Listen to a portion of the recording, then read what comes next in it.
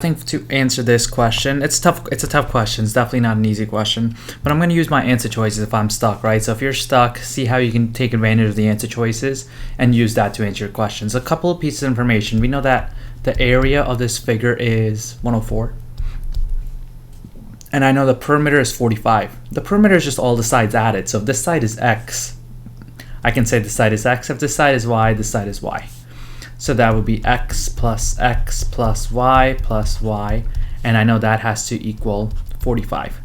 So the question now is saying which of the following is a possible value for the side of the rectangle. So these are all possible values. Now let's say if 4 is this side right there. I'm going to start using the answer choices. So let's pretend as if it's 4 is the answer. So let's throw the 4 in there.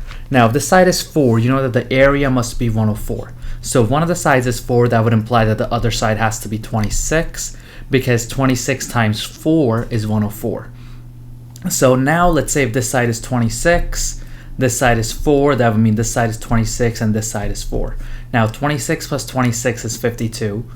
52 plus 4 is 56, and 56 plus 4 is 58. That doesn't add up to the perimeter that the problem gives me, so I know that A is not my answer. Now I'll hop over to B and I'll do the same exact thing. Now we know that 104 is the area, so if it's 104 is the area, I can do 104 divided by 6.5, and that'll give me 16. So that tells me that 16 is the length of one of the other sides, and 6.5 is one of them. So let me get rid of this. Now I have new lengths for my sides, right, according to answer choice B. So answer choice B is saying that one of the sides is 6.5. Okay, so let's make that 6.5.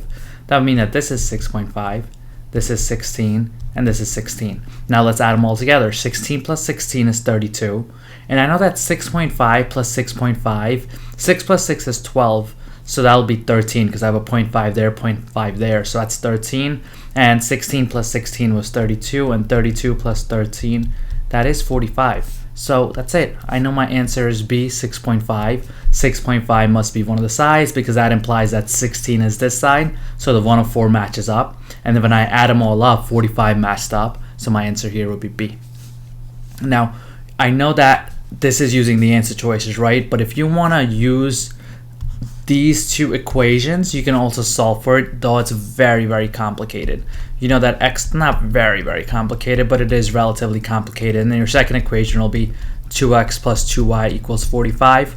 Now, I'm not going to do all this out, but you can use either substitution or elimination. Well, substitution most likely over here.